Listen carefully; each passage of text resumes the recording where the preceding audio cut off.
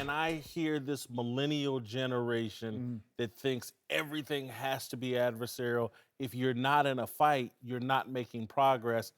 I think the NFLPA and some of the players, I think they really miss Gene Upshaw's leadership. Former player, they've got along with management. I think they've gone too far the other direction. Yeah, I think sometimes we look and we can find ways to get our point across without having to cause a scorched earth mentality.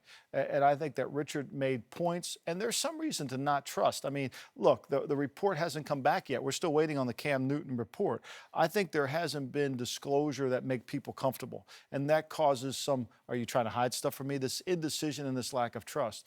But I agree. I think that both parts, I haven't been on the other side. Nobody wants a player out there with a concussion. There is a best interest of the players. Player safety is really important. And I always have tended to believe that if a player's injured, he shouldn't play because the backup's better at 100% than the starter is at 60%. So everybody confuses that. Are they rushing him back to play? Perhaps. I don't think that's true because I would rather have a healthy player than an injured player. A lot of his comments were off of the Cam Newton situation, but I thought he went even a step further, just talking about the overall trust, not having trust in ownership. If we can't produce, they're going to let us go. When I hear this, I hear an immaturity and not a worldview in terms. Every industry is that way, and most other industries don't pay what the NFL is paying. Well, I mean, look, everybody is paid to produce.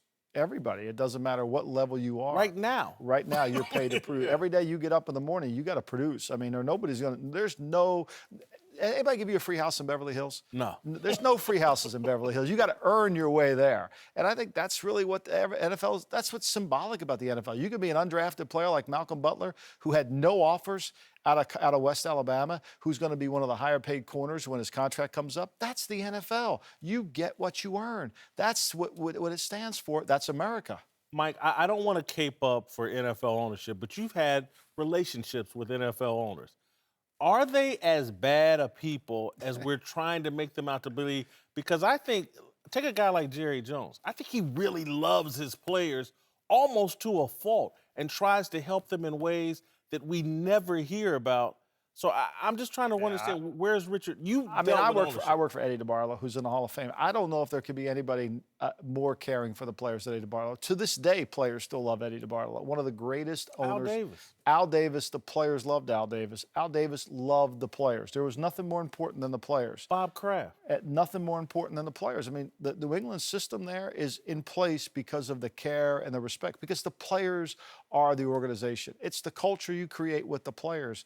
If you're going to get mad at the players, that's your own fault. You can't. The players help you win. That's what's most important. And so I think this false narrative thing, if we examine... I think you hit the nail on the head. I think it's a millennial thing. I think it's something that, look, we spent a lot of time this past offseason in New England talking about what actually goes into being a millennial person. I mean, you have to understand that, because if you don't, in my profession or my former profession, you can't really understand the kids. There's different than it was when you drafted a player in 1985 than you draft a player in 2015.